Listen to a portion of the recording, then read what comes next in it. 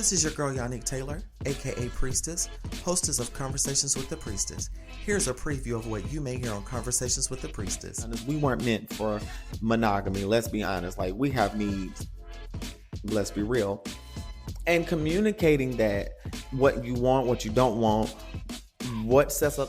Now, this drink is brown because I learned something. Since I'm older, I can't do brown liquor anymore. Also, I noticed since I started on hormone replacement there, HRT, in 2015, me and certain liquors don't match well. I don't know whether... And I recognize that a lot of men love to be dominated by women. And that's because men are seen as these leaders, as this big alpha male dominant being. And because they're put on this pedestal of being leaders, sometimes they want to be submissive. Back when I cosplayed a Butch Queen in South Carolina around 2011, I was on Craigslist. This is when Craigslist was bumping and before they had gotten rid of the personal section. I hope you enjoyed that preview. Join me on Wednesdays at 9 p.m. for Priestess After Dark. Full video versions of the podcast can be found on patreon.com/CWT Priestess, and join me on Fridays at noon for our regular Friday post. Live, love, and be free. Smooches. Available on Spotify, Apple Podcasts, YouTube, anywhere you download and stream podcasts. I'm looking for my reefer. I just want to smoke. I'm looking for my reefer. I just want to smoke. I'm looking for my reefer. I just want to smoke. I'm looking for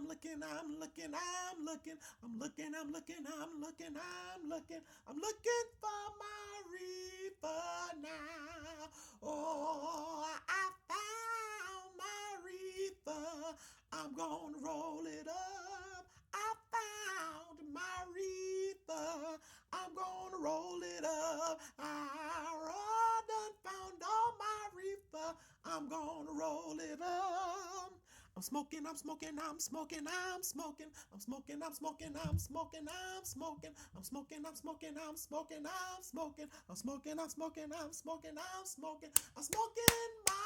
reefer now.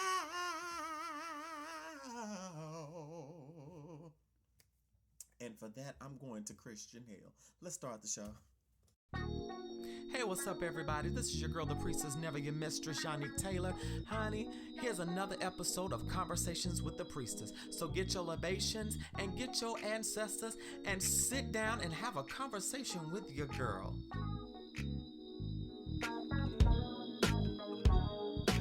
You're beautiful.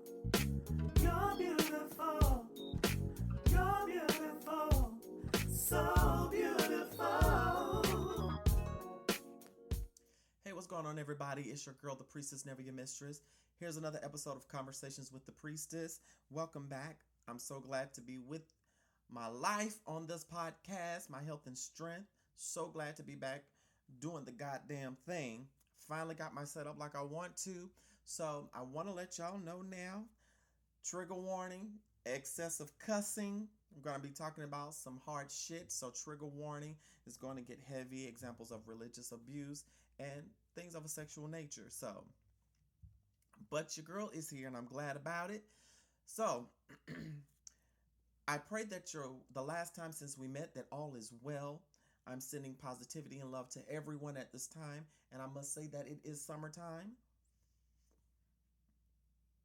And I'm thoroughly enjoying it. So far, my summer has been great. I have been working for a good chunk of it, but I have been finding time to enjoy myself. And I've been doing little simple things like going to the park, hanging out with friends, taking myself out to the movies, or sitting my black ass at home doing absolutely nothing. And gratefully, I had a surprise visit from my brother, none other than Mr. AJ Duro. Y'all give a shout out to him. I was so glad to see him. He and I spent some time together and we chilled out and we showed all the way out. And we were gonna record some episodes, but we decided to just chill out and relax, have a good old family time, brother and sister. And I'm so glad to have had my brother with me. And also, um, while that was going on, I had the opportunity to have my first Erica Badu experience. I really did. And it was one hell of an experience. I absolutely loved the show. To open it up, to open up the show rather, DC's own the Junkyard Band um, came up and opened up the show and got the crowd up. DMV represented, DC in particular represented very well. You know, it's not DC without Go Go. You can say whatever you want to say. DC Go Go is where it's at, and if you say um, uh, Go Go ain't where it's at, baby, meet me in the parking lot. We can square the fuck up. That's how we gonna roll up in this place, okay? But yet and still, I'm just excited that I was able to experience yet another amazing artist. And if you know one of my other favorite artists, Duran Bernard, you know the deal with him and Erica Badu. I don't have to tell y'all that. If y'all don't know about it, just go ahead and research, okay? And also, Yasin Bey. He was one of the acts as well, and he showed his ass. And I love his quirkiness. I love Yasin Bey's quirkiness because he was just rocking out, honing his craft, not honing his craft. He was expressing his craft, representing who he is, and just doing all of his great hits and stuff. But the reason why we were all there, Miss Erica Badu herself, baby. Oh my gosh, she opened up with her classic, On and On. And she did all of her great stuff. She did Window Seat, Tyrone. She called all of the Tyrones up. She did a little thing where the Tyrones came up, gave their name and stuff. You had a couple of people that didn't know how to follow instructions. But, she was just having fun. But also, she did Next Lifetime, and she did one of my favorite songs by her, 82,000. That is one of my favorite songs. This world has changed. This world has changed. I absolutely love that song. And Erica Badu has been a staple in my music forte for a long time. She's been in my repertoire for a long time. I've done a couple of her songs in different places, and I really live for her. I love her style. I just love Miss Erica Badu, honey. Now, I will say, it. I'm glad that I had this experience. I wanted to get off from work and let my hair down and relax, and I did just that. And yes, your girl was nice and high, like I am now during this podcast, smoking some tree. Okay, so yeah, I had me some good tree, honey, and baby, I had one glass of wine. I don't drink much anymore because your girl is getting older, and me taking care of my mental health, I realized that I have struggled with alcohol addiction in the past and drug addiction. So, bitch, you have to do what's right for you. So I did have one glass of wine, and I was able to recover within a couple of days because I'm not a spring chicken anymore. But I thoroughly enjoyed myself. It was a real experience, and I cannot wait to see her in concert again before she retires. But the fact that I'm not going to tell her age, that she is a well-seasoned woman and she still looks good. Yes, ma'am. Yes, ma'am. And to see her dancing on the stage and how her band just flowed together, and her background singers are out of this world. Like, come on. You know who her most famous background singer is, Mr. Duran Bernard. Like, come on now. He came from that stock now. Come on, honey. And I absolutely love the fact that she stayed true to herself, and she sounds just, oh my gosh, like, her vocals are just so crisp and pristine. Yes, long live Erica Badu. After it was all said and done and leaving the concert, I have a question, y'all. I have a question. To my cishet men, particularly my black cis men, why are y'all so fucking weird? Why are y'all so fucking weird? So, mind you, I'm dressed in a nice black dress. It showed a little bit of my chest, but it covered up my breasts. And it also showed a little bit of my stomach, you know. And I had on my nice little sneakers, my earrings, and jewelry. And I'm waiting for my Uber, and I'm very cognizant and aware of my surroundings. Number one, I'm a black trans woman. Number two, the political climate that we're in is a motherfucker. Let's be real, it's a motherfucker. And number three is late at night. So, you know, the freaks come out at night, but they're out 24/7. So it's a crowd of people walking on the sidewalk. So I step to the side underneath an awning at a restaurant, and this man walks by me, and I look up, and he's giving me this mean mug and just looking at me. But I'm guessing he was with his homeboy and his lady friend. This man turns all the way around and looks at me and just watches me. I'm looking at him, but I'm backing the fuck up and making sure I'm getting to near where this police officer was standing, directing traffic and stuff in case I had to cause a scene or something. But thankfully he kept walking, and I'm like, dude, why are y'all so fucking weird? Why are y'all so fucking weird? Why? Why must y'all be weird? Like, come on. Like, just smile and nod and keep walking. You ain't got to do all this extra staring and creeping and shit. That's the type of shit that make women feel unsafe. That's the shit that make us feel unsafe when y'all do weird shit like that. Stop doing that shit. Get over yourselves. Honey, please. But needless to say, thankfully, I was able to get in my Uber safely and bring my black ass home. Because I don't want nobody fucking with me in these streets, because ain't nobody got time for that shit. This is not the first time where I've been in a situation to where niggas have been weird. Okay? I'm not going to go into detail, but again, niggas do weird shit. And it just gets on my nerves, like, for real. Like, okay, I'll tell you one. I will never forget. I was actually in a store getting gas, right?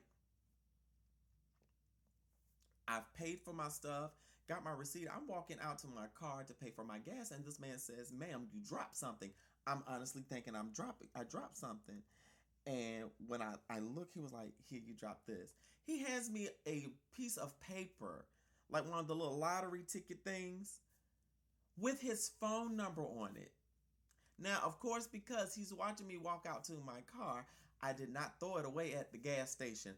I waited till I done drove clean to the other side of the neighborhood, like maybe 2 or 3 miles away from the store, and I threw that thing away, honey. Okay, like, and it's said that you have to do simple stuff like that because you don't know how these men will react to you. You don't know how they're going to come at you if you reject them.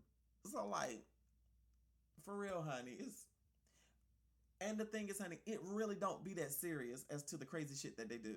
It really don't be that serious as to the crazy shit that they do. It really isn't that serious. Because I'm like, dude, I'm not interested. If I'm not interested, then just take that L. You don't have to be disrespectful, and you don't have to assault and or harm us like that, you know? And you don't have to unalive us like that.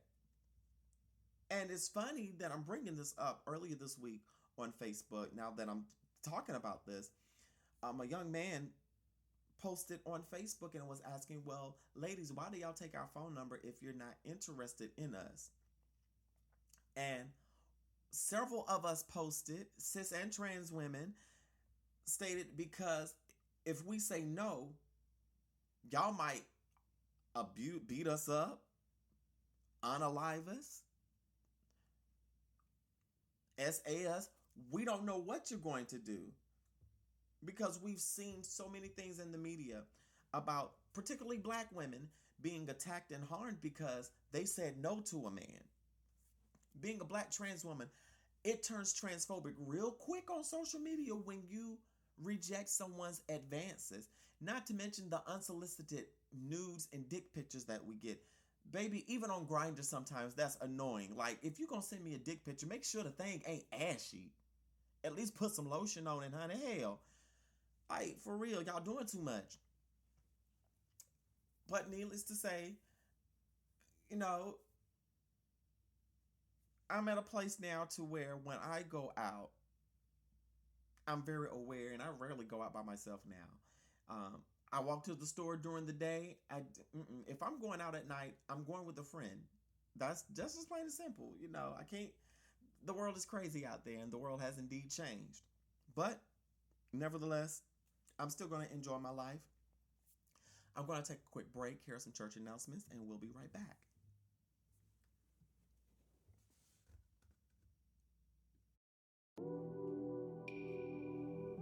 Fridays are about to get spicy. Conversations with the Priestess presents Not Safe for Work, Trans Sex Talk. It's about to get delightful. Are you ready? We just talked about my Erykah Badu experience and weird motherfuckers. And speaking of weird things, I have been deconstructing from Christianity for about a year and a half, almost 2 years at this point, fully. I had started deconstructing in 2015 when I had stepped down from pastoring. And there's been other instances where I questioned what I believed, but with everything that had transpired, as I discussed in Diary of a Church Girl, I fully started deconstructing and pulling away from the indoctrination of Christianity. And I'm glad that I have, because it's proving necessary and needed. And as I've began on this journey of healing, reconciling my identity outside of religion, outside of what was taught to me, now that I'm doing all of that, from the outside looking in, it looks weird. It really does look weird. And I said this on TikTok a few weeks ago, actually, of how weird it looks. And for a while, after I had left the church officially, I was still watching church on YouTube, watching different pastors. I still listen to gospel, of course, still sing gospel songs because they have a different meaning to me now. But looking at the doctrine of Christianity, specifically in the Baptist and Pentecostal churches, as I've come from those backgrounds in the Black church. But not only that, being a Black trans woman that was a part of a gay inclusive affirmative ministry, so to speak, or however, being in that particular ministry, it wasn't really queer, gay inclusive, because leadership, although they were cis queer men, it was a level of discreetness and self-hatred, just like the traditional church. Also, if not, it's a whole lot of transphobia, transmisia, even in the gay inclusive ministries. And I recognize that cis queer men, there is a certain level of misogyny like no other in the among cis queer men, unfortunately. And not only that, but the transphobia that comes from the cis queer community in the first place. All of those things culminated. I'm seeing this now. And for me, although you may be a gay or queer inclusive ministry or quote unquote gay church, or however you want to identify, if you want to get technical about Jesus, Jesus was inclusive of everybody. He didn't discriminate. And I'm sure that if he was to come now and see a bunch of shit that y'all doing and these anti-trans laws, he would have a fit and beat the shit out of y'all. Let's be real. So as I began to deconstruct and looking at all of this and looking back at church videos, praise breaks and things, it looks weird as fuck. And I've shared this with people. I was listening to some of the praise breaks. Now, we got to admit and be real. Some of the praise breaks that we have out there really does sound like circus music, that with some of the riffs and runs that they do, be like, and come on, some of the theatrics that people do during praise breaks and stuff, like, why are we running like a mad woman with our eyes closed and just spinning in a circle, flailing our arms as if there aren't people around? I've seen people hurt themselves in church proclaiming it was the Holy Ghost. But the last time I checked, Scripture tells us things are done in decent and in order. God and the Holy Spirit and all that is decent and in order. So where was your order when you fell and busted your ass? But not only the things that look weird, but the spiritual manipulation with the tithes and offering. And now that I'm outside looking in, that principle no longer makes sense to me. None of it, it really doesn't make sense to me. Even the observance of the Last Supper, where the grape juice or the wine for some denominations or sects within Christianity, where the wine or grape juice symbolized the blood and the cracker symbolized the body. And now that I'm thinking about that, I really feel like that shouldn't have been taught to us as kids.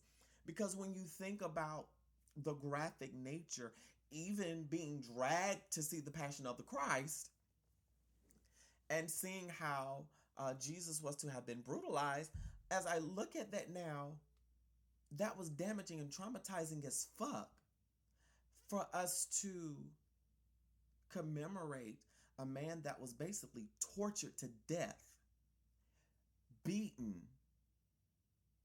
because he came for the good of humanity. And when you really look at the story of Jesus, for me, there was no way he could have died for my sins. If that was the case, if God was all powerful, why couldn't God had done the job himself? There's no rationality behind it. So he had to send his son to die for our sins? No, because when I look back at the story, Jesus went against the status quo and he challenged bigots and was a political enemy. And he was a political prisoner and they executed him because he fucked with their stuff, in my opinion, and from what I've read. Now, looking back at all of this, it's weird as fuck, because I'm like, one of the things that I'm glad that I'm moving away from is the idea that I have to rush. There's this idea in Christianity, and I grew up with this, that we have to work. We have to work before night comes, because when night comes, no man can work, meaning we have to make sure we're doing our Father's business, that we're doing kingdom business before Jesus comes and cracks the sky. And we've been waiting on him for a long time. And now in the place that I'm in, I'm like, how much worse does it have to get before you come and save us? Really, tell us how much worse it has to get. And it's just so many things that they tell us God is in control with that I question. And now that I'm out of it and I'm in therapy now, healing, and I began deconstructing and looking at the Bible from a different lens and practicing spirituality in a different way, it makes no sense to me. And it really reeks of cult behavior and mind control, because the greatest form of witchcraft is mind control. And that's what Christianity has done. And now that I've fully accepted myself as the queer Black trans woman that I am, that loves to sing, and love sex, a lot of the rules and regulations about same-sex relationships, premarital sex, even some of the things concerning slavery, it seems more of a supremacist view of keeping the culture in a certain puritanical standard, which we see how white supremacy and Christianity go hand in hand. And with that being said, I'm glad that I left Christianity. I don't regret it at all. Very much glad that I left Christianity. One of the most horrendous situations that I have experienced has been in the church and has been at the hands of leadership. And that having that experience of being taken advantage of by leadership in not just finances, but monopolizing my time, and even in a sensual sense, if y'all get what I'm saying, having that happen, it shook me to my core. And yes, my experience in Christianity and my experiences at the hand of leadership has caused me not to trust people anymore in that aspect. And in the last year and a half, I have grown so much, and I've really begun to embrace all sides of me. And now that I can look back and look at how all the flailing of the arms we did, rolling around in the floor, screaming and hollering, it was just an emotional outlet in us just flailing ourselves around for nothing, when all we really needed was a therapist, someone to talk to, and to really see how we were being oppressed in that system. And I'm glad that I'm out. I'm glad that I'm out. And healing is of the essence, and I'm glad that I'm on my wellness journey, on my healing journey. Yes, I still play with my tarot cards every now and then, and I do the damn thing. And I know that along with my transition, me living Christianity, that has caused a rift between my family and I. It's mainly been my transition, but I'm yet making it through. So I'm just going to keep living. I'm going to take a quick break. I'm coming right back. Y'all live, love, and be free. Smooches.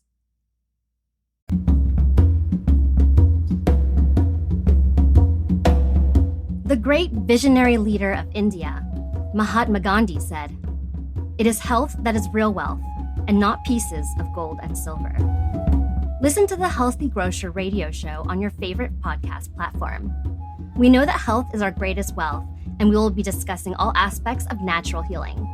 Explore everything from supplements, superfoods, and healthy lifestyle choices to help conquer stress and boost productivity. Top industry experts and natural health professionals join us for a deep dive into our healing journey. You can find the Healthy Grocer radio show on demand every day wherever you listen to your favorite podcasts. And remember, health is your greatest wealth.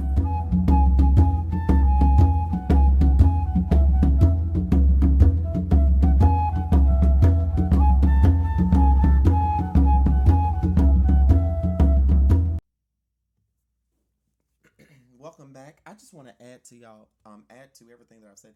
Y'all, if y'all are smoking weed, make sure that y'all are drinking plenty of water. Because during the break, your girl almost damn near choked because she decided she wanted to hit a blunt. Made of hemp rat, thank you. I haven't had any tobacco or nicotine for going on 4 weeks now. I'm 4 weeks in. My nerves. Y'all pray for me. I need it. Send me love. But make sure you're drinking water when you're smoking weed, because you don't want to choke to death, okay? And thank God for smoking clean. But I wanted to share with y'all some of the things that I've been doing for self-care. So self-care is very important to me. And ever since I learned how to take time for me, go chill out, go get your nails done, it's worked for me. So here lately, what I do for self-care, in the mornings when I get up, I make sure that I have enough time to meditate And I love listening to binaural beats or soft, chill music in the mornings. Sometimes I may listen to sleep sounds. And this allows me to quiet my mind from when I wake up in the morning. Dealing with anxiety and depression, sometimes it's hard to get started during the day.